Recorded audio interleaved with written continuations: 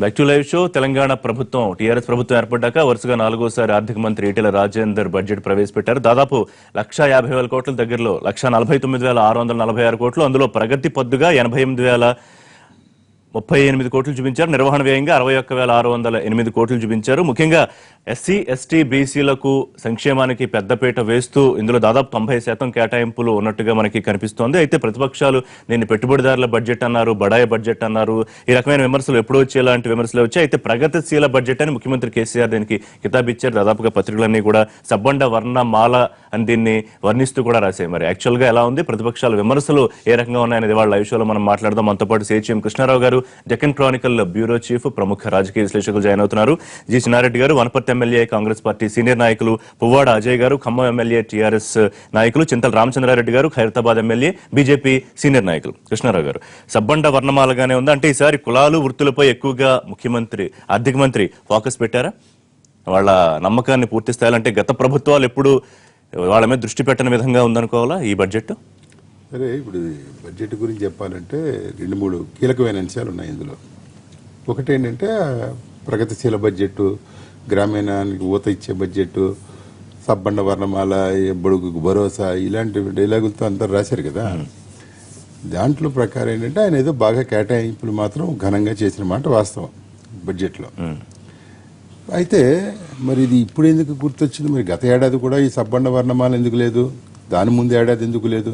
2014లో ఏర్పడినటువంటి తెలంగాణ ప్రభుత్వం సరే మొదటి 3 నెలలు కిరణ్ కుమార్ రెడ్డి గారి ప్రభుత్వం బడ్జెట్ నడిచింది కాబట్టి అది పూర్తి స్థాయి బడ్జెట్గా పెట్టడానికి అవకాశం లేదు. ఇప్పుడు పెట్టారు, ఏదో 1,00,000 కోట్లతో పెట్టారు అది. బట్ తర్వాత చూస్తే 2015-16, 16-17, 17-18 ఇవన్నీ మనం 3 బడ్జెట్లు మనకు కళ్ళ ముందు కనిపిస్తున్నాయి.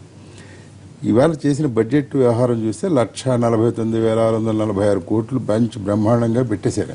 ఓహో ఆహా అన్నట్టుగా పెట్టారు. కానీ పెర్ఫార్మెన్స్ అనేది చాలా ఇంపార్టెంట్ ఏ బడ్జెట్కైనా. 1,49,000 కర్మ 5 లక్షలు కూడా పెట్టుకోవచ్చు. బట్ రాబడి ఎంత, దీని కథ ఎంత, ఖర్చు, మీరు మనకు వచ్చే ఇదెంత, ఇవన్నీ లెక్కలు వేసుకుని చూస్తే మళ్ళీ అందులో డొల్లు ఉంటుంది. ఇవాళ వీడు సబ్బండ వర్ణమాలుగా అభివర్ణించినటువంటి ఈనాడు వాళ్ళు లోపల మళ్ళీ కథనాలు చూస్తే ఏంటంటే అవి శుతిమెత్తగా ఇక్కడ ఇంత లోటు ఉంది, అక్కడ అంత ఇది ఉంది, కొరత ఉంది అన్నట్టుగానే రాశారు. ఉదాహరణ చెప్పాలంటే ఇప్పుడు నేను అనుకుంటుంది ఏంటంటే ఈయన ఏదో ముందస్తు ఎన్నికలకి వెళ్తాడు. 2019లో లోక్సభతో వెళ్తే మళ్ళీ మోడీ గారు ఇప్పుడు న్యాచురల్గా ఏమవుతుందంటే లోక్సభను అసెంబ్లీ కలిపి జమిలీ ఎన్నికలు వస్తే డెఫినెట్గా నేషనల్ ఇష్యూస్ కొంత హైలైట్ అవుతాయి. సరే, అది వాంట్ టు అవాయిడ్ అని అనుకుంటున్నారు. ఇదంతా ఆయన ఎక్కడ మనకు వినోద్ కుమార్ గారు అయితే ఆయన టీఆర్ఎస్ పార్టీ ఎంపీ అయితే అలాంటిది ఏమీ లేదు, అదంతా ఊరికే ప్రచారం అని అన్నారు. కానీ భారతీయ జనతా పార్టీకి సంబంధించిన నాయకులు వాళ్ళు కూడా ఈయన ఈ ఆలోచనలో ఉన్నాడు. అసలు దానికోసమే ఈ బడుగు వర్గాలు, కుల వృత్తులు చేసుకునే వాళ్ళు వీళ్ళందరినీ ఐడెంటిఫై చేసి దీనికి ఎక్సర్సైజ్ చేశారు కదా 3 నెలలుగా చేసి ఈ ఎంత పెట్టి. ఎందుకంటే చూస్తుంటే మీరు ఫోటోలో గొర్రెపిల్లలు, తర్వాత చేపలు, ప్లస్ బ్రాహ్మలు వాళ్ళు ఏదో జంజాలు ఒకటి వేసుకోలేదు కానీ బ్రాహ్మణ సంఘం వాళ్ళందరూ వెళ్ళి ఇలా పాలాభిషేకాలు ఇవన్నీ ముందరే స్క్రిప్ట్ అంతా రెడీ చేసుకుని చేసింది. ఇది ఏం కొత్తగా ఊహించినట్టు వ్యవహారం కాదు. సరే, ఇప్పటికైనా ఇప్పుడు ఎవరైనా ఏమంటారు, మీరు ఇస్తున్నావు, ఇప్పుడు సబ్సిడీలు ఇస్తున్నాము, ఇప్పుడు బాగా చేస్తాం, మేమే డైరెక్ట్ గా రుణాలు ఇస్తాము, బాగా చేసుకుంటాం అంటే ఎవరు తప్పుపట్టి మీరు బడుగు ఇవ్వద్దు అని ఎవరు అనరు. కానీ పెర్ఫార్మెన్స్ అనేది చూస్తే వీళ్ళు పెట్టిన ఫుల్ టైం బడ్జెట్ 2015-16కి పెట్టారు. 1,15,000 కోట్లకు పెట్టారు. చేస్తే 17,500 కోట్లు ఖర్చు పెట్టలేదని. ఎందుకంటే ప్రతిసారి ఏ బడ్జెట్ అయినా, కేంద్రంలో అయినా, రాష్ట్రాలైనా, ఇక్కడైనా, ఆంధ్రప్రదేశ్ అయినా, తమిళనాడు అయినా ఒకటే. ఇవాళ బడ్జెట్ ఎస్టిమేట్స్ పెడితే గత ఏడాదికి సంబంధించిన బడ్జెట్ ఎస్టిమేట్స్, రివైజ్డ్ ఎస్టిమేట్స్ కూడా పెట్టాలి. దానికి ముందు ఏడాది బడ్జెట్ ఎస్టిమేట్ ఎంత, ఖర్చు అయింది ఎంత పెట్టాలి. అది రూల్, అది ఇట్స్ ఏ రూల్. మీకు ఎక్కడైనా సెంట్రల్ బడ్జెట్ కానీ స్టేట్ బడ్జెట్స్ కానీ ఆ లెక్కను చూస్తే వీళ్ళు పెట్టిన 1,15,000 కోట్లలో 17,500 కోట్లు వీళ్ళు ఖర్చే పెట్టలేదు. ఎందుకు అంటే దానికి రకరకాల కారణాలు ఉంటాయి. పోనీ గత ఏడాది చూస్తే ఈయన గారు ఈటెల రాజేంద్ర గారు 4వ బడ్జెట్ ప్రవేశపెట్టాడు. ఆయన ప్రసంగంలో చూస్తే రిజిస్ట్రేషన్ ఆదాయం తగ్గిందని చెప్తారు, ఎక్సైజ్ ఆదాయం ఆశించినంత లేదు. అంటే ఈ మందు కొట్టి వ్యవహారం ఉంటుంది, గతంలో చాలా పెరిగిందని చెప్పుకున్నారు. అదే మనకి ఆదాయం అది పెద్ద రాలేదు. ప్లస్ కమర్షియల్ ట్యాక్స్ ద్వారా అంటే వ్యాట్లా ఉంది. ఇప్పుడు ఎలాగో రేపు జిఎస్టీ వస్తుంది. ఈ వ్యాట్ ద్వారా వచ్చే ఆదాయం కూడా అంతగా లేదు అని తగ్గింపు చూపించారు. ఓవరాల్ గా చూస్తే కొంత ఇప్పుడేంటి కేంద్రం ఓ 41,000 కోట్లు ఇస్తుందని ఎస్టిమేట్ వేశారు. అందులో ఏంటంటే పన్నుల రాష్ట్రం నుంచి వసూలయ్యే పన్నుల్లో వాటాలు అవి ఇవి చూస్తే అవి డెఫినెట్ గా అవి ఇస్తారు. అవన్నీ ముందరే చెక్ రాసి పెడతారు కేంద్రంలో. అవి ఎక్కడ ఆపే ప్రశ్న లేదు. ఎందుకంటే ఇప్పుడు 42% మీకు రాష్ట్రాలకి పన్ను వాటాలు ఇస్తున్నారు కాబట్టి నిధులు. సో అవన్నీ వస్తాయి. బట్ అందులో ఇంకోటి ఏంటంటే ప్రత్యేక నిధి కోసం ప్రత్యేక ప్యాకేజీ, ప్రత్యేక పథకాలు అంటే మాకు మిషన్ కాకతీయ పెట్టాం, మాకు ఏదో డబ్బులు ఇవ్వండి అంటే వాళ్ళు ఏదో పథకాల వారిగా మాట్లాడదాం. ఆ ప్రత్యేక నిధికి దాదాపు వీళ్ళు ఒక 12,000 కోట్లు పెట్టారు. అవి వస్తాయని పెట్టారు. వాడు ఇవ్వకపోతే అది రూల్ ఎక్కడ పక్కన ఆంధ్రప్రదేశ్ లేదు, ఇది ఎన్డీఏ భాగస్వామి. దానికి వీళ్ళకి 12,000 రాకపోతే అది మీ ఖాళీ ఇది ఒక బ్యాలెట్ బడ్జెట్. అలాగే మీకు గత ఏడాది మీకు రెవెన్యూలు ఇది రానప్పుడు వ్యాట్ వసూల్లో పన్ను వసూల్లో రానప్పుడు ఇప్పుడు ఇంకొంచెం ఎక్కువ పెంచారు. ఇంత వస్తాయని ఊహిస్తున్నారు, వీళ్ళు ఆశిస్తున్నారు. తప్పేం లేదు, రావచ్చు కూడా. ఏమో బాగా ఖర్చులు ఎక్కువ పెడితే జనాలు రావచ్చేమో. పెట్టకపోతే ఈ డిమానిటేషన్ ఎఫెక్ట్ వల్ల ఎవరు ఇప్పుడు అంతా ఆచితూచి వ్యవహరిస్తున్న వ్యవహారంలో కనిపిస్తే రాకపోవచ్చు. రాకపోయినప్పుడు ఏమవుతుందంటే 1,49,000 కోట్లది ఖర్చు పెట్టడం ఇది అవుతుంది. అది చిన్నారెడ్డి గారు. సో ముఖ్యంగా 50% సంక్షేమ పథకాలకు పద్దు పెంచారు. 90% చూసుకుంటే ఎస్సీ ఎస్టీ బీసీలకు మొత్తం అనేక కార్యక్రమాలతో వచ్చిన బడ్జెట్. మరి కాంగ్రెస్ పార్టీ దీన్ని అప్పుల బడ్జెట్ గా ఎందుకు మాట్లాడుతోంది? అప్పుల బడ్జెట్ గా ఎందుకు మాట్లాడుతూ ఉందంటే తెలంగాణ ఏర్పడిన నాటికి ఈ తెలంగాణ రాష్ట్రం పైన 69,000 కోట్ల అప్పు ఉండేది. అంటే 70 సంవత్సరాల్లో. ఈ 2.5 సంవత్సరాల్లో అదనంగా ఇంకో 70,000 కోట్లు అప్పు చేయడం జరిగింది. మొత్తం 1,40,000 కోట్లు అప్పు ఉంది. తలసరి అప్పు 40,000 రూపాయలు ప్రతి మనిషి పైన తెలంగాణలో అప్పు ఉందనేటువంటి మాట చెప్తా ఉన్నాం. ఇవాళ 1,49,000 బడ్జెట్ అని గొప్పలు చెప్పుకుంటా ఉన్నాం. ఇవాళ తలసరి బడ్జెట్ కనుక మనం డివైడ్ చేస్తే 42,000 ఆ మాదిరిగా తలసరి బడ్జెట్ ఓ వ్యక్తి కేటాయించడం జరుగుతూ ఉంది. కానీ పెద్దలు కృష్ణరావు గారు చెప్పినట్టుగా కేసీఆర్ గారికి ఉన్నా లేకపోయినా డాంబికం చాలా అంటే అలవాటైంది బాగా. ఆయనకు ఏది ఉన్నా లేకపోయినా కూడా మేము చాలా గొప్ప చేస్తున్నాం అని చెప్పుకోవడం అలవాటైంది. మొదటి బడ్జెట్ 1,00,000 కోట్లను ప్రవేశపెట్టినాడు. 70,000 కోట్లకి ఎక్కడా మించలేదు ఎక్స్పెండిచర్. రెండో బడ్జెట్ 1,15,000 కోట్లు, అది కూడా దాదాపుగా 98,000 కోట్లు ఆ లోపలనే ఉంది. పోయిన సంవత్సరం బడ్జెట్ ఇప్పుడు జరుగుతున్నటువంటి బడ్జెట్ 1,30,000 కోట్లు. నా ఉద్దేశంలో 30,000 కోట్లు ఎక్కడ రావు. దానికి కారణం పెద్ద నోట్ల రద్దని, లేకపోతే రిజిస్ట్రేషన్లు ఆగిపోయినావని అనేక కారణాలు చూపిస్తా ఉన్నారు. వారికి తెలుసు కూడా ఇవన్నీ రావని. ఇప్పుడు 1,49,000 కోట్లు వారికి కేటాయిస్తే 61,000 కోట్లు నిర్వహణ బడ్జెట్. దాంట్లో ఒక్క నయా పైసా మనం తగ్గించడానికి అవకాశం లేదు. ఎందుకంటే శాలరీస్ కానీ, పెన్షన్స్ కానీ, దాని తర్వాత అప్పులకు తిరిగి కట్టడం కానీ, వడ్డీలు కట్టడం కానీ. అదే మాదిరిగా మనకు ఈ రోజు అభివృద్ధి బడ్జెట్ 88,000 కోట్లు అంటున్నారు. నా ఉద్దేశంలో అభివృద్ధి బడ్జెట్ ఈ రాష్ట్రంలో 60,000 కోట్లకు మించదనేటువంటిది నా ఉద్దేశం. 28,000 కోట్లు రాకుండానే పోతాయి. అది ఆ ప్రకారంగా చేయడం మనం చూస్తా ఉన్నాం. కానీ ఈరోజు ఎందుకంటే రాష్ట్రంలో కేసీఆర్ గారే రచయిత, వారే నిర్మాత, వారే దర్శకుడు, వారే నిర్వహణ. ఆయన ఎన్ని పాత్రలైనా పోషించగలుగుతాడు. ఇలా అన్ని పత్రికలలో చెప్పి రాయించుకున్నారు. సబ్బండ్ల వర్ణమాల ఒక తెలంగాణ వ్యక్తిగా నాకైతే అర్థం కాలే. ఆ సబ్బండ్ల వర్ణమాల అంటే ఏందో వాళ్ళ పెద్దలు కృష్ణరావు గారే చెప్పాలి దానికి సమాధానం. దాని అర్థం ఏదో నాకైతే అర్థం కాలే సబ్బండ్ల వర్ణమాల. అందుకని గ్రాఫిక్స్ వేపియడం కానీ, ఈ మాదిరిగా పదాలు వాడడం కానీ అది కేసీఆర్ గారికి, ఎందుకంటే ఇంట్లో కూర్చొని ఆయన ఎవరిని కలవకుండా ఇంట్లో కూర్చొని చేసే పని అది. అందుకని ఆ స్క్రిప్ట్ అంతా వారే రాస్తారు. అందరూ అనుకున్నట్టుగా ఎన్నికలు పోయేటువంటి అవకాశం కనపడుతుందని అందరం అనుకుంటా ఉన్నాం. అందరికీ ఒక అనుమానం అయితే ఉంది. భారీ బ్యాలెట్ బడ్జెట్ గా రూపొందించబడింది. సో భారీ కాదు బడాయి బడ్జెట్ అని మీ పార్టీ నాయకులు విమర్శించారు. వాస్తవాలకు దూరం బంగారు తెలంగాణ కాదు బకాయిల తెలంగాణగా మార్చిపోతున్నారని. వాస్తవమైన విషయం కదా. ఈనాడు మనం చూస్తుంటే 1,40,000 కోట్ల రూపాయల అప్పులతో కూరుకుపోయినటువంటి తెలంగాణ రాష్ట్రము ఏ రకంగా 1,49,000 రూపాయలు ఈనాడు బడ్జెట్ పెట్టి 66,000 కోట్ల రూపాయలు వచ్చేసి వారికి కావాల్సినటువంటి ఫిక్స్డ్ ఎక్స్పెండిచర్, అది సాలరీస్ కావచ్చు, ఇంకేదైనా కావచ్చు. రిమైనింగ్ 88,000 crores రూపీస్ లో ఇచ్చేటటువంటి దాంట్లో ఏ రకంగా తీసుకొస్తాడు, ఎక్కడి నుంచి తీసుకొస్తాడు, ఎంత వస్తుంది, కేంద్ర ప్రభుత్వం నుంచి 42% వచ్చిన తర్వాత 12,000 కోట్ల రూపాయలు ఏ రకంగా వాళ్ళు ఇస్తారని చెప్పని వీళ్ళు అంచనా వేసుకున్నారు. 29% ఏదో వచ్చిందని లెక్క చెప్పారు. చెప్పడంలో వాళ్ళు మించిన వాళ్ళు ఇంకెవరు లేరు ఈ భూప్రపంచంలో. తక్కువేం రాదు. అక్కడ కావాల్సినటువంటి 29 రాష్ట్రాలకు సమాన దృష్టితోని, సమాన ఆలోచనతోని ఈ రాష్ట్ర ప్రభుత్వానికి ఎంత రావాలో అంత ఖచ్చితంగా ఇస్తున్నారు. ఎక్కడైనా ఇప్పుడు నేషనల్ హైవేస్ ఉన్నాయండి. నేషనల్ హైవేస్ ఏ రాష్ట్ర ప్రభుత్వం కూడా ఇంతకు ముందు అవిభక్త ఆంధ్రప్రదేశ్ లో కూడా లేనంత తెలంగాణలో ఎక్కువ ఇచ్చారు. వాళ్ళే చెప్పారు. నితిన్ గడ్కరీ గారి గురించి అందులో రాసి గతసారి అసెంబ్లీలో చెప్పారు. ఈనాడు ఏమని చెప్తున్నారంటే ఇప్పుడు ఇచ్చినటువంటి దీంట్లో ఈ ఎస్సీ ఎస్టీ ఈ సంక్షేమ పథకాలు ఏవైతున్నాయో మైనార్టీ ఓబీసీ గురించి ఏదైతుందో ఇది ప్రతి 3 నెలలకు అసెంబ్లీలో చర్చ పెట్టి దీన్ని అంతా కూడా చూపించి అసెంబ్లీలో కౌన్సిల్లో పెట్టాలని చెప్పని అంటున్నారు. అసలు జరిపింది ఎక్కడ? సంవత్సరంలో 2 సార్లు జరిపారు. ఈ దీంతో కలుపుకుంటే 2 సార్లు అవుతుంది. ఈ 2 సార్లు పెట్టినటువంటి దాంట్లో మీరు సంవత్సరానికి 4 సార్లు ఎక్కడ పెడతారు? ఎప్పుడు పెడతారు? 3 నెలలకోసారి ఇంటర్వెల్ పెట్టకపోయినా లాస్ట్ బడ్జెట్ సెషన్ లో మొత్తం ఇష్యూస్ అన్ని దాదాపు కవర్ చేశారు. అట్లా కాదు కదా, 3 నెలలకోసారి పెట్టి ఈ ఎస్సీ ఎస్టీ సబ్ ప్లాన్స్ విషయంలో కానీ మిగతా వాటి అన్వేషణ ఈనాడు ఇవన్నీ చెప్తున్నారు. మైనార్టీస్కి ఎంత ఇచ్చారండి మీరు? మైనార్టీ గురించి మీరు కన్నీరు గారుతున్నటువంటి మీరు గతసారి 1,200 కోట్ల బడ్జెట్ ఇస్తే ఈసారి 1,249 ఇచ్చారు మీరు మైనార్టీస్కి. మరి 12% జనాభా ఉన్నటువంటి దాంట్లో మీరు ఇచ్చినటువంటి ఎంత? అసలు ఇచ్చినటువంటి దాంట్లో ఖర్చు పెట్టింది ఎంత? ఇప్పుడు ఎస్సీ ఎస్టీలకు ఇచ్చినటువంటి గతసారి ఇచ్చినటువంటి దాంట్లో మీరు ఎంత ఖర్చు పెట్టారు అనేది ముఖ్యమైనటువంటి విషయం.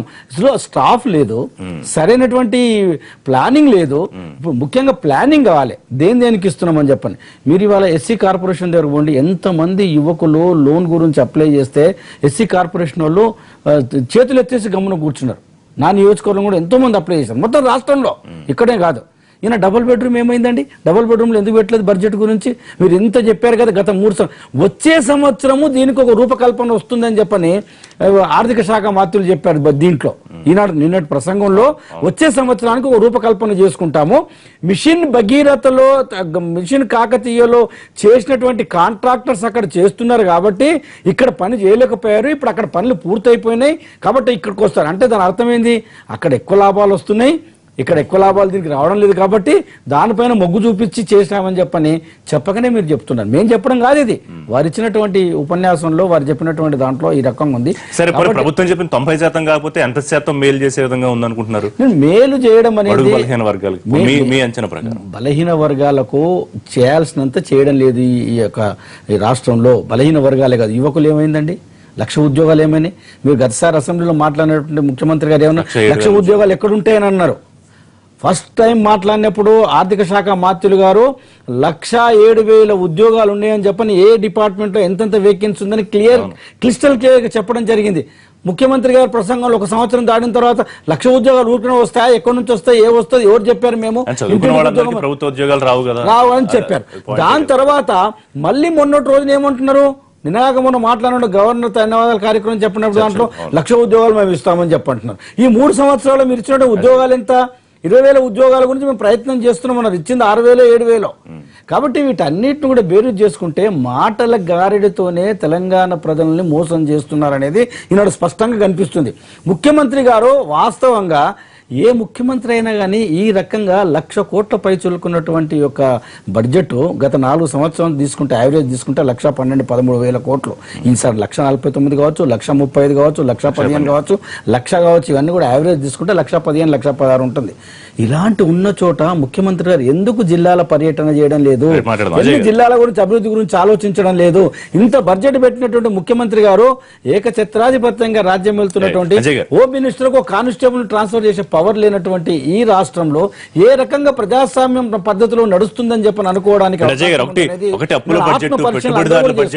లేకపోతే బ్యాలెట్ బడ్జెట్, సరే తెలుగుదేశం అయితే ఇదే చివరి బడ్జెట్ అవుతుందేమో అని కూడా వారు వ్యాఖ్యానించారు. ఇప్పుడు ఈ అనుమానాలు ప్రతిపక్షాలకైనా మరి తెలంగాణ సమాజానికి కూడా ఇదే అనుమానాలు ఉండే అవకాశం ఉంటే ఇబ్బంది అవుతుంది కదా ప్రభుత్వానికి. కేసీఆర్ గారు కానీ లేదా ఈటల రాజేందర్ గారు కానీ ఈ బడ్జెట్ ప్రవేశపెట్టినప్పుడు కానీ పోయిన బడ్జెట్ ప్రవేశపెట్టినప్పుడు కానీ తెలంగాణ రాష్ట్రం ఏర్పడిన తర్వాత ఇతమిద్దంగా తెలంగాణ రాష్ట్రం యొక్క ఆదాయం ఎంత, వ్యయం ఎంత అనేది ఒక అంచనా రావడానికి ఒక పూర్తి బడ్జెట్ ఒక సంవత్సరం సరిపోయింది. మరి అధికారులు ఐఏఎస్ అధికారులు లేకపోవటం వల్ల, తర్వాత కమల్నాథన్ కమిషన్ ఫైనలైజేషన్ కావటం వల్ల ఫస్ట్ ఇయర్ బడ్జెట్ అంచనాలు కూడా కొంతమేర పూర్తిగా వేయలేకపోయి ఉండొచ్చు.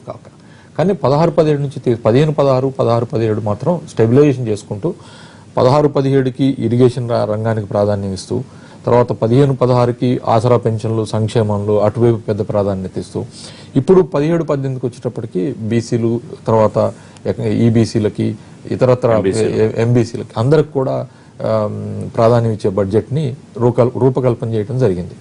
దీన్ని అన్ని పేపర్లు, లీడింగ్ పేపర్స్, తెలుగు పేపర్లతో సహా ఇంగ్లీష్ పేపర్లతో అన్ని పేపర్లు కూడా క్యాప్షన్ హెడ్డింగ్స్, మరి అది రాపించడం కుదురుద్దా ఒకసారి ఆలోచన చేయాలి. మరి ముఖ్యమంత్రి గారే రాపిచ్చారంటే మరి పత్రికా స్వేచ్ఛ ఏంటి, లేకపోతే పత్రికలకి ఉన్న ఇదేంటి, శాంక్టిటీ ఏంటి అనేది ఆలోచించాలి. డెఫినెట్గా ఈ బడ్జెట్లో దాదాపు 36,000 కోట్ల రూపాయలు ఎస్సీ, ఎస్టీ, బీసీలకి సంబంధించిన సంక్షేమం కోసం బడ్జెట్ ప్రవేశపెట్టబడింది. తప్పకుండా ఆ విషయం హైలైట్ అయింది కాబట్టి పత్రికలన్నీ కూడా దాని గురించి ప్రధానంగా మెన్షన్ చేయడం జరిగింది. సో దాన్ని మనం ఇది ఎలక్షన్ బడ్జెటా అంటే అది ఊహాగానాలు అయితే, ఎలక్షన్ బడ్జెటా కాదా అనేది ఫ్యూచరే మనకి తెలియజేస్తుంది. కానీ ఒక్క విషయం మనం అర్థం చేసుకోవాల్సింది ఏంటంటే, తలసరి ఆదాయం జాతీయ స్థాయి సగటు 1,03,000 రూపాయలు ఉంటే మన తలసరి ఆదాయం 1,58,000 రూపాయలు మనకి తలసరి ఆదాయం. తెలంగాణ రాష్ట్రం చిన్న రాష్ట్రం అయినా ఉంది, కొత్త రాష్ట్రం అయినా. నిజంగా అప్పు ఎవడు చేయగలుగుతాడు? ఎవరికైతే ఆదాయం ఉందో వాడు ఎక్కువ అప్పు చేయగలుగుతాడు. మన తలసరి అప్పు ఇప్పుడు ఎంత ఉంది? పెద్దలు చెప్పిన విధంగా 40,000. అంటే మన జాతీయ సగటు కన్నా మన తలసరి ఆదాయం ఎక్కువ ఎంత ఉందో దానికన్నా మన అప్పు తక్కువ ఉంది యాక్చువల్గా. అంటే తెలంగాణ రాష్ట్రం ఎఫోర్డబుల్ కండిషన్ లో ఉంది. మరి అప్పులు చేయకపోతే మరి నిర్లక్ష్యం చేయబడిన తెలంగాణ నిర్లక్ష్యం చేయబడిందని మొట్టమొదటి గళమెత్తిందే చిన్నన్న, ఇది తెలంగాణ రాష్ట్రం కావాలని చెప్పి. మరి నిర్లక్ష్యం చేసిన తెలంగాణ రాష్ట్రంలో మనం అప్పులు తెచ్చుకోవాలా, లేకపోతే ఇతరత్ర సహాయ సహకారాలు తెచ్చుకొని మౌలిక రంగాల మీద మనం అయితే అభివృద్ధి చేయాల్సిన అవసరం ఉంది కదా. అది సాగునీరు కానివ్వండి, తాగునీరు కానివ్వండి, లేకపోతే ఇతరత్ర రంగాల్లో కానివ్వండి. సో దానికోసం అని చెప్పి ఎలకేషన్స్ అన్ని ఫస్ట్ టైం మిషన్ కాకతీయలో పెట్టడం జరిగి, మిషన్ కాకతీయ పెట్టిన దాన్ని ఫలితాలు మనం చూస్తూనే ఉన్నాం. మనం పెట్టిన డబ్బులు వేస్ట్ ఎక్కడ పోయినాయి ఇవాళ. ప్రెస్టీజియస్ గా తీసుకుంది గవర్నమెంట్. డబుల్ బెడ్రూమ్ లో దళితులు 3 ఎకరాలు, వాడికి ఎక్కడ కేటాయింపులు లేవు. ఎగ్జాక్ట్లీ. ఇప్పుడు మీరు డబుల్ బెడ్రూమ్ విషయానికి వస్తే కూడా డబుల్ బెడ్రూమ్ కానీ మిషన్ భగీరథ కానీ క్లియర్ గా లాస్ట్ బడ్జెట్ లోనే చెప్పారు అబౌవ్ ది బడ్జెట్. అంటే ఇవి బడ్జెట్ అలొకేషన్స్ కాకుండా బయట సోర్సెస్ నుంచి తీసుకొస్తామని చెప్పడం జరిగింది. అట్లా తీసుకోవడం కూడా తెలియదు. మిషన్ భగీరథకి హడ్కోలు మరియు బ్యాంకుల ద్వారా రుణాలు తీసుకురాలేదా? తీసుకొచ్చి ఇప్పుడు మిషన్ భగీరథ కంప్లీట్ చేయట్లేదా? బడ్జెట్ అలొకేషన్స్ లేకపోయినా మరి మిషన్ భగీరథ ఎట్లా కంప్లీట్ అవుతుంది? ఈవెన్ ఇప్పుడు డబుల్ బెడ్రూమ్ ఇళ్లకు కూడా అదే ప్రొవిజన్, హడ్కో రుణాల ద్వారానే మరి ప్రొవిజన్ తీసుకోవడం జరిగింది. 2,60,000 ఇళ్లకు సంబంధించి మనం బడ్జెటరీ అలొకేషన్ లేదని మనం అంటున్నాం. కానీ బడ్జెటరీ అలొకేషన్ లేకపోయినా కూడా మన రుణాల ద్వారా తీసుకొచ్చి మనం ఇళ్లు కడతామని చెప్పాం. ఇప్పుడు కడతా ఉన్నాం. నేను ఉదాహరణ చెప్తా ఉన్నాను. నేను రిషి గారు, ఇప్పుడు నా ఖమ్మం నియోజకవర్గంలోనే దాదాపు 2,000 ఇళ్లు కేటాయించారు నాకు. 2,000 ఇళ్లు కూడా గ్రౌండ్ అయినాయి. 2,000 ఇళ్లు కూడా అంటే ఇక్కడ ఏంటంటే మొత్తాన్ని కలిపి 1,400 ఇళ్ళు కూడా దాటలేదని లెక్క చెప్పలేదు. నా దగ్గర వచ్చేటప్పటికి కార్పొరేషన్ ఎలక్షన్స్ ఉండే అప్పుడు వచ్చినప్పుడు కేసీఆర్ గారు ఇది ఇచ్చారు, హామీ ఇచ్చారు, కేవలం కార్పొరేషన్ కి 1,600 ఇళ్ళు అని చెప్పి. కానీ ఇందులో ఏంటంటే లోకల్ ఎమ్మెల్యే లేదా స్థానిక ప్రజాప్రతినిధి కొంత ఇంట్రెస్ట్ తీసుకొని మనం కనుక మోటివేట్ చేస్తే కనుక, నేనే నా సొంత ఫ్రెండ్స్ ని, కాంట్రాక్టర్స్ ని మోటివేట్ చేసి తీసుకొని రావడం జరిగింది. సో ఆ రకంగా డబుల్ బెడ్రూమ్ ఇళ్ళు కూడా పట్టాలు ఎక్కుతా ఉన్నాయి. నేను అనేది ఏంటంటే ఏ తర్వాత డెఫినెట్ గా ఇది బలహీన వర్గాలకి మనం చేయూతనియాల్సిన అవసరం ఉన్న సమయం ఇది. కాబట్టి డెఫినెట్ గా ఆ సమయంలో ఈ ప్రభుత్వం స్పందించిందని చెప్పి నేను అనుకుంటా ఉన్నా.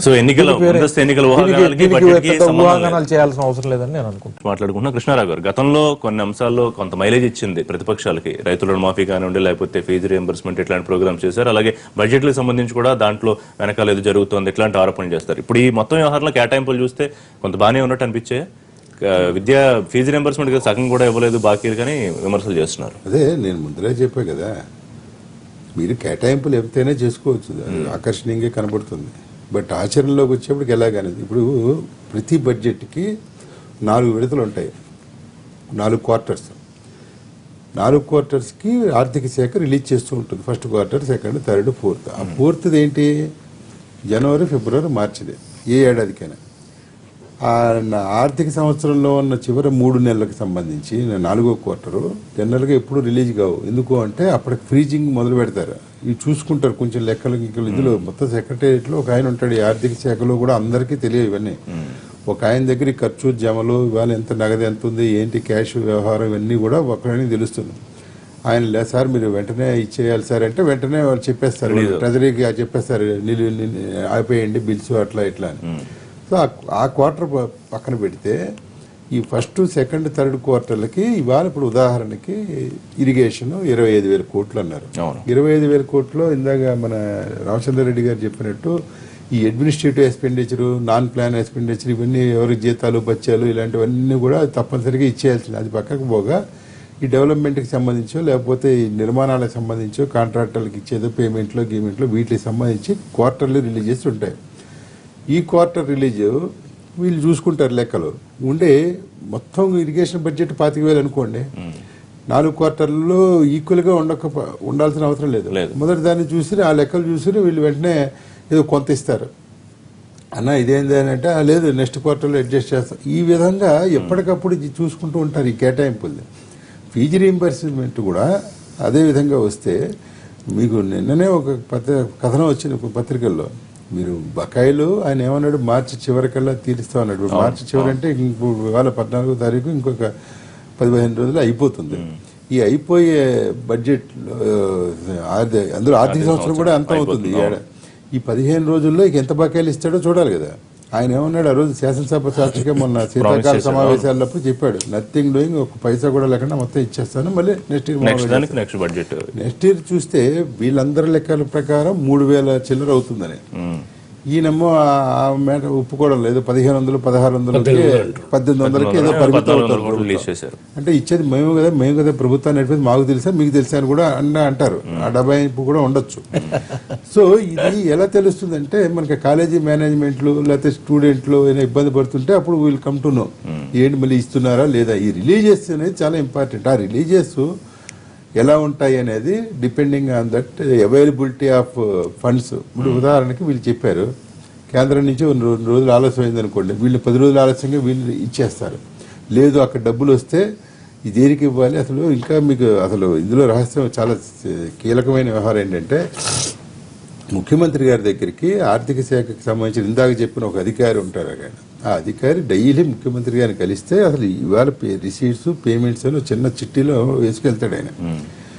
ఈసారి ఇవి రిసీట్స్ 1,000 కోట్లు వచ్చింది ఇవాళ. సరే పేమెంట్లు ఎంత చేయాలంటే 10,000 కోట్ల దాకా చేయాలి సార్, ఇవి పెండింగ్. అందులో 1, 2, 3, 4 ఉంటే ఆయనకి ఇచ్చేస్తాడు. ఆ 1000లో సరే ఈ 200 ఆయనకి ఇచ్చే 300 ఆయనకి ఇచ్చే 400 వాళ్ళకి ఇలాగే వాళ్ళకి పేమెంట్ వెళ్ళిపోతాయి ఇమీడియట్గా. మిగతాది మళ్ళీ నెక్స్ట్ మరుసటి రోజు ఇంకోటి ఇప్పుడు ఎంత అంటే సార్ ఇంకా పెరగలేదు అనేదో అంటే మళ్ళీ ఇదే పద్ధతిలో. సో ఈ పేమెంట్లు వ్యవహారం అనేది ఆ రోజుకు వచ్చే పరిస్థితిని బట్టి అలా ఉంటుంది తప్ప ఇదేదో ఇవాళ కేటాయించగానే తీసుకొచ్చి ఇవ్వడం అనేది ఉండదు. చిన్నారెడ్డి గారు ఇంకా పెద్దగా ప్రతిపక్షాలకు పోరాటానికి అవకాశం లేకుండానే ఉందా? ఫీజు రియంబర్స్మెంట్ చూసినా రైతు రుణమాఫీ అయితే 4 విడత కూడా అలొకేషన్స్ అయిపోయాయి. అంటే ఇప్పుడు ఫీజు రియంబర్స్మెంట్ కృష్ణరావు గారు చెప్పినట్టుగా బకాయిలు దాదాపుగా 4,000 కోట్లు ఉన్నాయి. ముఖ్యమంత్రి 6,000 కోట్లు చూపిస్తున్నారు. 4,000 కోట్లు ఉన్నాయని మా అంచనా. అంటే ముఖ్యమంత్రి గారు 1,800 కోట్లే ఉన్నాయని 1,900 కోట్లు బడ్జెట్లో పెట్టాడు. అంటే ఉన్నదానికన్నా 100 కోట్లు ఎక్కువ పెట్టినా చూపించుకోవడానికి పెడతా ఉన్నారు. కానీ వాస్తవం కాదు, 4,000 కోట్లు మనం ఇవ్వాల్సింది. అందుకని ఫీజు రియంబర్స్మెంట్ అదే మాదిరి ఉంది. దాని తర్వాత నిరుద్యోగ యువకుల ఉద్యోగాల కల్పన కూడా అది అంటే వాస్తవంగా మీకు 1,07,000 ఉద్యోగాలు బడ్జెట్ కేటాయింపు ఉండేటువంటి ఉద్యోగాలు. మన బడ్జెట్ కేటాయింపు ఉండేటువంటి ఉద్యోగాలకు 3 సంవత్సరాలు పట్టింది మీకు. అంటే 27,000 ఉద్యోగాలు మేము ఫిలప్ చేసిన మాట చెప్తా ఉన్నారు. ఇంకా దాదాపుగా ఒక 80,000 ఉద్యోగాలు బడ్జెట్ కేటాయింపు ఉన్నా మీరు చేయలేదు. మళ్ళీ ఈరోజు మీరు రెసిడెన్షియల్ స్కూల్స్ అని కొత్తగా తెరవబోతా ఉన్నారు. దాంట్లో ఒక 50,000 ఉద్యోగాలు మీరు క్రియేట్ చేస్తున్నారని చెప్తాం. దాని బడ్జెట్ కూడా మీరు కేటాయించుకున్నారు. అంటే బడ్జెట్ కేటాయింపున్న ఉద్యోగాలు మీరు ఇవ్వడం లేదు. ఇవాళ 31 జిల్లా చేసినామని మనం చెప్పుకుంటా ఉన్నాం. ఏ జిల్లాలో మీరు పోండి ఖాళీ కుర్చీలు టేబుల్లే మనకు దర్శనమిస్తాయి తప్ప పనిచేయడానికి మాత్రం ఎవరు లేరు. చాలా కష్టంగా అంటే మనకు ఉద్యోగుల అవసరం ఉంది. దానివల్ల మన సామర్థ్యం దెబ్బతింటా ఉంది. మనకు ఉద్యోగాలు చేరడానికి చదువుకున్న నిరుద్యోగ యువకులు ఎంతో మంది ఉన్నారు. ఆయన కూడా మన ఉద్యోగాల కల్పనలో మాత్రం ప్రభుత్వం ఏమాత్రం ఒక అడుగు ముందుకేయడం లేదు. దాని తర్వాత ఇంకొక విషయము, మీరు హరితాహారం అన్నారు, 230 కోట్ల మొక్కలు నాటుతాం అనేటువంటి మాట చెప్పినారు. ఇవాళ మీరు నాటింది ఇవాళ నిన్న బడ్జెట్ పుస్తకం కూడా చెప్తున్నారు 40 కోట్ల మొక్కలు నాటినాం, 47 కోట్ల మొక్కలు ఈ సంవత్సరం నాటుతున్నాము. మీరు నాటడం ముఖ్యం కాదు, ఇవాళ బడ్జెట్ కేటాయింపు ముఖ్యం కాదు. ఎంత ఖర్చు పెట్టినారు, ఎన్ని నాటి ఎన్ని బతికించినారు. ఇవాళ మీరు 84 లక్షల గొర్రె పిల్లలు ఇస్తామని చెప్తున్నారు. మీరు అంటే కేసీఆర్ గారు అలవాటు ఏమంటే ఏదైనా ఎవరన్నా చెప్తే ఆ సాయంత్రం పూట రాత్రిపూట ఉదయాన్నే దాన్ని అనౌన్స్ చేయడం, అది ఆచరణ సాధ్యమా కాదని ఆలోచన లేనటువంటి విషయం. మొక్కలు కూడా అంతే. ఎందుకంటే మీరు ఎన్నో కొన్ని వందల సంవత్సరాల్లో పాడు చేసినటువంటి వాతావరణాన్ని ఒక 4-5 సంవత్సరాలు మేము బాగు చేస్తాం అనుకోవడం మాత్రం తీసుకోవాలి. అంటే దానివల్ల ఎంత ప్రజా డబ్బు వృధా అవుతా ఉంది. ముఖ్యమంత్రి గారు చెప్పే గత ప్రభుత్వాలు ఏవైతే నిర్లక్ష్యం వహించిన సెక్టర్స్ ఏవైతే ఉన్నాయో రంగాలు వాటిని ప్రధానంగా దృష్టి కేంద్రీకరిస్తున్నాము అని మేబీ ఒక 5-6 నెలలు ఆలస్యం అయితే అయి ఉండొచ్చు. దాన్ని మరి ప్రతిపక్షాలు అర్థం చేసుకోలేకపోతున్నాయా? అంటే నేను అనేది అంటే ఇవాళ 84 లక్షల గొర్రె పిల్లలు కొనాలన్నా కూడా మీకు పక్కనుండే మహారాష్ట్ర, కర్ణాటక, తమిళనాడు కొంటా అంటున్నాడు. దీంట్లో ఇది ఒక గొప్ప అవినీతి స్కామ్ కాబోతా ఉంది. దీంట్లో కూడా ఉందా మళ్ళీ మీకు ఇవాళ చేప పిల్లలు చూడండి, మన మచిలీపట్నం నుంచి చేప పిల్లలు తెస్తా ఉన్నాం. వాస్తవంగా చెప్తున్న లెక్క మాత్రం కోట్ల చేప పిల్లలు అంటారు. 80 లక్షలు అంటే మనం 8,000 లెక్క వచ్చిందని ఏదో అన్నారు చేప పిల్లలు. ఎస్, ఆ చేప పిల్లలు కూడా వదిలింది మాత్రం చాలా తక్కువ, మన దాంట్లో బతికింది చాలా తక్కువ. అందుకని అదొక స్కామ్, ఇదో స్కామ్, పెద్ద స్కామ్ కాబోతుంది అనేటువంటి మాట నేను ఎందుకంటే ముఖ్యమంత్రి గారి ఉద్దేశం మంచిది కావచ్చు, కానీ ఆచరణ మాత్రం అంత సులువైనటువంటి పని కాదు. హరీష్ రావు గారు తీవ్రమైన విమర్శ చేశారు. గవర్నర్ ప్రసంగంపై మీ అధ్యక్షుడు ఇచ్చిన నోటు చెత్తపుట్లో పడేయాలి, దాంట్లో ఒకటే అర్థవంతమైన పదము లేదు, పనికొచ్చే వాక్యం లేదు, అవగాహన రాహిత్యం తప్ప అని. అంటే నేను నిన్న బడ్జెట్ పైన స్పందించినప్పుడు నేను మాట్లాడా, వీళ్ళు 4 సంవత్సరాలు అంటే 3 సంవత్సరాల అనుభవంతో గవర్నర్ గారి ప్రసంగం ఇంత చెత్త ఉందంటే మీరు గతంలో ఉండే 3 ప్రసంగాలు రాజీనామా చేస్తున్నారు కదా సార్ మీరు. అంటే అందులో ఒకటి అబద్ధం అని చెప్పిన 5 నిమిషాలు రాజీనామా చేస్తున్నారు. అవి దానికి ఎన్నో ఎన్లిస్ట్ చేశారు. ఒక 10-12 మీరు అబద్ధాలు చెప్పారనే మాట కూడా చెప్పడం జరిగింది. ఒకటి గ్లేరింగ్ అబద్ధం ఏమంటే అవినీతి రహిత ప్రభుత్వం అంటున్నారు. ఎవరైనా నమ్ముతారా ఈ తెలంగాణలో? ఇలా అజయ్ అన్న అన్నాడు ఒక మాట, తెలంగాణ రాష్ట్రం కావాలని కోరుకొని అందరం పోరాటం చేసి తెచ్చుకున్నాం, మన తెలంగాణ అభివృద్ధిలో కావాలంటే అప్పు చేయాలన్నారు. మరి తెలంగాణ ధనవంతమైన రాష్ట్రం, గుజరాత్ తెలంగాణ 2 సర్ప్లస్ రాష్ట్రాలు. మనం ధనవంతమైన రాష్ట్రం చేయడానికి గతంలో ఉండే ప్రభుత్వాలే కారణం కదా. కేసీఆర్ గారు అయితే దాన్ని ధనవంత రాష్ట్రం అయితే చేయలేదు కదా. అంటే నేను అంటుందంటే అప్పులు రేపు ఎవరిపైన మోపిపోతారు మీరు? ఉండేటువంటి బడ్జెట్ నిర్వహణ సరిగా లేదు. ఇప్పుడు ఒక్కటి దీన్ని అసలు ముఖ్యమంత్రి గారు మాట్లాడేటటువంటి మాటల్లో మీకు ఒక్కటే దీంతో రూఢి అయిపోతుంది. వారు అంతకుముందు ఏం చెప్పారు, 1 ఎకరంలో ₹1,00,00,000 లాభం వస్తుంది వ్యవసాయం చేస్తే అని చెప్పారు. ఇది వాస్తవమా కాదా? అన్ని పేపర్లు రాస్తాయి. అయ్యా ఎంతమంది ఎకరాలలో పొలం దున్నితే ఈనాడు ₹1,00,00,000 సంపాదించి ఒక్కరు చూపించమని చెప్పండి. పోనీ వారి యొక్క ఫామ్ హౌస్లోనే ఎన్ని కోట్ల రూపాయలు వచ్చాయో చూపించమని, లెక్క చూపించమనండి. కాబట్టి ఇది అబద్ధాల పుట్ట అనేది స్పష్టంగా మనకు తెలుస్తూనే ఉంది. ఇది కాదనడానికి ఎవరు కూడా అసలు వాళ్ళు కూడా సాహసించలేకపోతున్నారు. ఇప్పుడు వీళ్ళది ఎట్టుందంటే గవర్నర్ గారి ప్రసంగానికి అడ్డు తగిలిన కూర్చొని ఒక మాట అంటే సస్పెండ్ చేస్తున్నారు. అంటే మీకు మీ ఓపిక ఎంత నశించింది? అసలు మీరు ఎవరైనా ఏమనంటే తట్టుకునే పరిస్థితిలో లేనటువంటి వాళ్ళు అంటే మీ ప్రభుత్వము ఏ రకంగా పనిచేస్తుంది, మీరు ఎంత అసహనానికి గురవుతున్నారో దీన్ని బట్టి తెలుస్తుంది. అంటే మీకు మీదే భయం ఉంది, మీ నీడతో మీరే భయపడుతున్నారు. దాన్ని దృష్టిలో పెట్టుకుని ఈనాడు బడ్జెట్ ఈ రూపకల్పన చేసినటువంటి విషయం అనేది స్పష్టంగా తెలుస్తుంది. ఇదంతా కూడా ఇవి చేప పిల్లలతోని కోటీశ్వర్లు అయిపోతారు, గొర్రె పిల్లలతోని కోటీశ్వర్లు అయిపోతారు. వ్యవసాయదారుడు కోటీశ్వరుడు అన్నట్టు చెయ్యాలి. మేము ఇవి చేయాల్సిందే, మేము చేయకూడదని అనడం లేదు. డబుల్ బెడ్రూమ్ మేము వెల్కమ్ చేసినాం కదా. ఫస్ట్ బడ్జెట్ లో చెప్పారు, కాలు బాగా దాపుకుంటే అల్లుడు బయట కాలు బాగుతుంది, అత్త వస్తే అల్లుడు బయట వండుకోవాలి, కూతురు బయటకు పోవాలి, అత్త బయటకు పోవాలి, ఇవన్నీ చెప్పారు. ఏమైందండి? 3 సంవత్సరాలు మీరు ఎన్ని కట్టారు? 3 సంవత్సరాలు 3 ఎకరాలు ఎంతమందికి ఇచ్చారు? ఇప్పుడు ఈనాడు మీరు 14,000 కోట్లు బడ్జెట్ ఎస్సీ ఎస్టీ దానికి పెట్టారు, ఎస్సీకి పెట్టారు, 8,000 కోట్లు ఎస్టీకి పెట్టారు, ఓబీసీకి 5,000 కోట్ల పైసలకు పెట్టారు, మైనార్టీకి 12,000 కోట్ల చిల్ల పెట్టారు. వీటన్నిటిని గతసారి కూడా పెట్టారు కదా, అంతకుముందు కూడా పెట్టారు కదా. ఎంత ఖర్చు చేశారు? దీంట్లో ఖర్చు ఎన్ని 3 ఎకరాల స్థలాలు ఎంతమందికి ఇచ్చారు? మీరు నాణ్యమైన పొలం ఇస్తామన్నారు. వాళ్ళు సంవత్సరం కావాల్సిన దున్నుకోవడానికి పండించడానికి కావాల్సినటువంటి నీళ్లతో ఉన్నటువంటి అనుకూలంగా ఉన్నటువంటిది ఇస్తామని చెప్పారు. ఎందుకు చేయలేదండి? మేము ఆపామా? మేము వద్దంటున్నామా? మీ ఇస్తానంటే అన్ని ప్రతిపక్షాలు చెప్తున్నాయి ఇవ్వమని చెప్పని అడుగుతున్నాం కదా. అంటే మొత్తం బడ్జెట్ లో చూసుకుంటే పాజిటివ్ ఆస్పెక్ట్స్ ఏం కనిపించట్లేదు. ఇది డబ్బులు ఇవ్వడం హైప్ చేయడానికి తప్ప ఇప్పుడు గతసారి దాంట్లోనే ఎన్ని వేల కోట్లు మిగిలిపోయిందో మనం చూస్తున్నాం. గతసారి దాంట్లో ఇచ్చినటువంటి సంక్షేమ పథకాలకు ఇచ్చినటువంటి దాంట్లో ఒక ఆసరా తప్ప మిగతా అన్ని కూడా ఖర్చు పెట్టినటువంటివే. అది ఎంత ఖర్చు పెట్టలేదో చెప్పమని చెప్పండి. ఒక్కొక్క దాంట్లో పద్దులు తీసుకొని ఒక్కొక్క దాంట్లో ఎంతెంత ఖర్చు పెట్టలేదో చెప్పండి. ఎస్సీలకు ఎంత, ఎస్టీలకు ఎంత, మైనార్టీది ఎంత, ఓబీసీ ఎంత, మహిళలది ఎంత, కార్పొరేషన్ ఎస్సీ కార్పొరేషన్ నుంచి ఎంత ఇచ్చారు, బీసీ కార్పొరేషన్ నుంచి ఎంత ఇచ్చారు, ఎస్టీ కార్పొరేషన్ నుంచి ఎంత ఇచ్చారు, మైనార్టీ కార్పొరేషన్ నుంచి ఎంత ఇచ్చారు, ఇవన్నీ కూడా చెప్పమానండి, స్పష్టంగా చెప్పానండి. విమర్శను తీసుకునే పరిస్థితుల్లో ప్రభుత్వం లేదా? రామచంద్రారెడ్డి గారు మీ నీడని చూసి మీరే భయపడుతున్నారా ప్రభుత్వ పెద్దలు?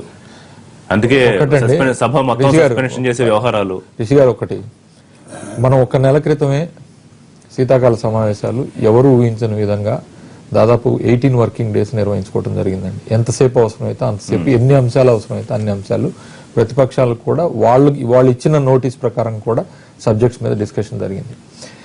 సో దానికి ఎవరిని చూసో భయపడాల్సిన అవసరం లేదు. ఇవాళ కేసీఆర్ అనేవాడు ఆయన లేకపోతే తెలంగాణ రాష్ట్రం రాలేదనేది నిర్వివాదాంశం. ఇవాళ ఆయనకు ఒక కల్పన ఉంది. ఆయన నిన్న బడ్జెట్లో సమావేశం మన గవర్నర్ ప్రసంగానికి ధన్యవాదాలు తెలిపినప్పుడు కూడా చెప్పారు, ప్రతి మనిషికి ఒక కల్పన అవసరం. ఆ కల్పన మనం స్వప్నించండి, సాకారం చేసుకోండి అని చెప్పి అబ్దుల్ కలాం గారు చెప్పారు.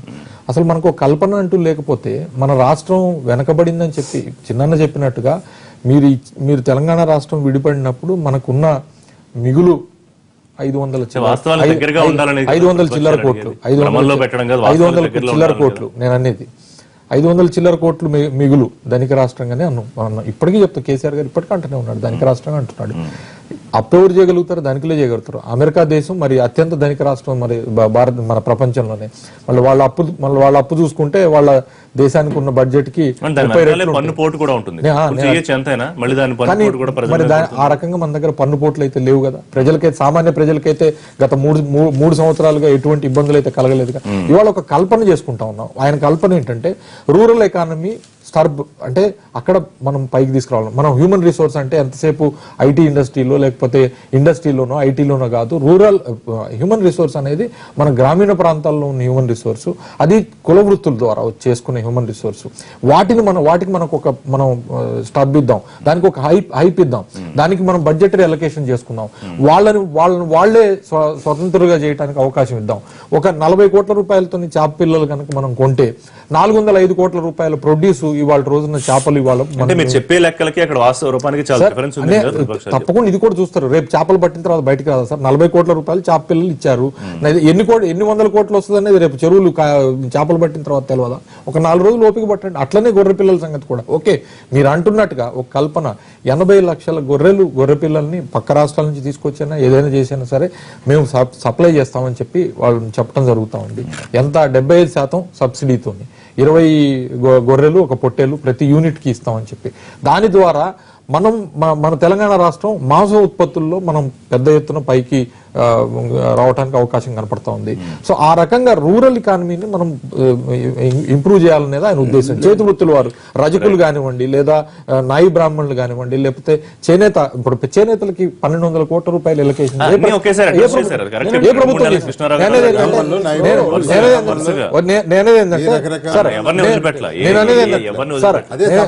రిషి గారు నేనేది ఏంటంటే కల్పన అవసరం అనేది ఎందుకంటున్నా అంటే, ఫస్ట్ మిషన్ భగీరథ ఇంటింటికి తాగునీరు ఇస్తానన్న రోజున కూడా ఇదే రకమైన ఇది చేశారు.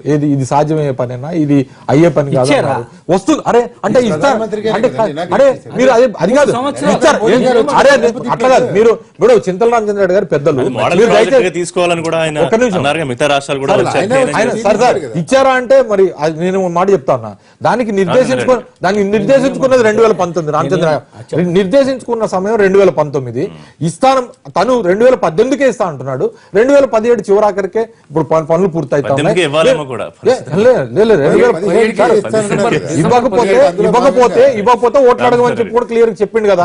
ఇవాళ రోజున రాష్ట్రంలో ఏ రోడ్డు మీద మనం వెళ్తున్నా కూడా మిషన్ భగీరథ పైపులు కనపడుతున్నాయా లేవా, ఇంటేక్ వెల్స్ కన్స్ట్రక్షన్ జరుగుతుందా లేదా, వాటర్ ట్రీట్మెంట్ ప్లాంట్స్ కన్స్ట్రక్షన్ జరుగుతుందా లేదా, ఎన్నికలకు వెళ్ళినా నీళ్ళు ఇచ్చే ఎన్నికలకు డెఫినెట్ గా నాకు తెలిసి అయితే తప్పకుండా నేను ఒకటే చెప్తున్నానంటే ఈ మూడు ఇప్పుడు ముందు చెప్పినప్పుడు మేము సమయం లేదు, మేము కొత్తగా వచ్చాము, అధికారులు లేరు, అది అన్నారు. 3 సంవత్సరాలు పూర్తిగా వస్తున్న శుభ సందర్భంలో మీరు ఏం చేశారనేది ఎందుకు చేయలేదు? ప్రతిసారి కొత్తదే. మీకు మిషన్ కాకతీయ సార్, ప్రతిసారి 40,000 ట్యాంకులు మిషన్ కాకతీయ పూర్తి చేద్దాం అన్నాను, పూర్తి చేశారు కదా. 17,000 ట్యాంకులు పూర్తి చేశారా లేదా? ఎన్ని ట్యాంకులు చేసింది కాదు, అరే ఎన్ని మరి నీళ్ళు ఇంకేంటి? ఇచ్చామనేది కావాలి. అరే ఎన్ని నీళ్ళేంటి ఇప్పుడు రావడానికి సార్ ఇవాళ కాంట్రాక్టర్లకు డబ్బులు పెట్టడానికి మీరు ఆ మాట మీరు గుండెమే చేసుకొని చెప్పండి. ఇవాళ తెలంగాణ రాష్ట్రంలో చెరువులు బాగుపడ్డాయా లేవా, బాగుపడ్డ ఏం జరిగింది? దానిలోకి వెళ్ళట్లేదు సార్. మీరు కూడా అదే చేస్తున్నారు. అరే మీరు మిషన్ వాళ్ళకే ఇస్తున్నారు. రామచంద్రారెడ్డి గారికి నిరసన కార్యక్రమాలు గ్రామీణ చేయబోతున్నారు. ప్రాంతాలకు ఆందోళనకి నిరసనలకి కాంగ్రెస్ పార్టీ ప్లాన్ చేస్తోందని రాజశేఖర్ పత్రికలు. అంటే ఇప్పుడు మేము ఉంటుందేమంటే ముఖ్యమంత్రి గారి ఉద్దేశం మంచిగా ఉండొచ్చు, నేను కాదనలేదు. కానీ వారి యొక్క ప్రయారిటీస్ తప్పుతా ఉన్నాయి. ఇలా ప్రయారిటీ మనకు ముఖ్యంగా ఇలా మిషన్ భగీరథ పైన ఆ విషయాన్ని ప్రజల్లోకి తీసుకెళ్లడంలో ప్రతిపక్షాలు కూడా ఫెయిల్ అవుతున్నాయా? లేదు, తప్పకుండా. మీరు ఫీల్ అవుతున్నా దాన్ని రీచ్ చేయడంలో ఫెయిల్ అవుతున్నారా? అంటే ఏదైనా అంటే ఒక కొంతకాలం ఒక స్టడీగా పోతాయి ఏ పార్టీ అయినా కూడా. అంటే మొదటి నుంచే దూకుడు మొదలు పెడితే లాస్ట్ వరకు. సో ఇప్పటి నుంచి స్పీడప్ చేయబోతున్నారా ఈ బడ్జెట్ అయిన తర్వాత? తప్పకుండా. కొత్త ప్రభుత్వానికి సమయం ఇవ్వాలి కదా, చిన్న చెప్తున్నట్టు కొత్త ప్రభుత్వానికి సమయం ఇవ్వాలి. ఇంకా ఉందా సమయం? ఇచ్చేసాము. ఇప్పుడు 3 సంవత్సరాలు పరిపూర్ణమైనటువంటి సమయము. 3 సంవత్సరాలు అంటే దగ్గర దగ్గర 1000 రోజుల పైచిలుకు. ఈ సామాన్యమైన సమయం కాదు ఇది. ఇవాళ ఇరిగేషన్ ప్రాజెక్ట్స్ ముఖ్యమంత్రి గారు పదే చెప్తా ఉన్నారు, 1 కోటి ఎకరాలకు నీళ్ళు ఇస్తామని. వాస్తవంగా ఒకసారి వారిని గుండెపైన చేసుకుని 2004 వరకు 40 లక్షల ఎకరాలకు ఇక్కడ సాగునీరు అవకాశం ఉంది. దాని తర్వాత రాజశేఖర రెడ్డి గారు వచ్చిన లెక్కల్లో కొంత కన్ఫ్యూజన్ ఉందండి, మీరు కూడా సరిగ్గా ప్రూవ్ చేయలేకపోయారు. 2004 నుంచి 2014 వరకు ఇంకో 40 లక్షల ఎకరాలు యాడ్ అయినాయి. మొత్తం 80 లక్షల ఎకరాలకు గత ప్రభుత్వాలు చేయడం జరుగుతూ ఉంది. ఇవాళ ఏమిచ్చినా ఈయన పాలమూరు రంగారెడ్డి ఒక కొత్త స్కీమ్ ఒకటి తీసుకొచ్చినారు, కాళేశ్వరం ఒక కొత్త స్కీమ్ తీసుకొచ్చినారు. వీటి వల్ల కేవలం ఒక 20 లక్షల ఎకరాలు అదనంగా రాబోతుంది. అంటే మొత్తం 1 కోటి ఎకరాలు తమ ఖాతాలోకి వేసుకుంటా ఉన్నారు. అంటే పోయిన సంవత్సరం 25,000 కోట్ల బడ్జెట్ కేటాయిస్తే నీటిపారుదల రంగానికి 12,000 కోట్లు కూడా ఖర్చు కాలేకపోయింది. మళ్ళీ మీరు ఇరిగేషన్ ప్రాజెక్ట్స్ అంత ప్రయారిటీ ఇచ్చినప్పుడు ఎంబడి వాడికి ఖర్చు చేయించాలి.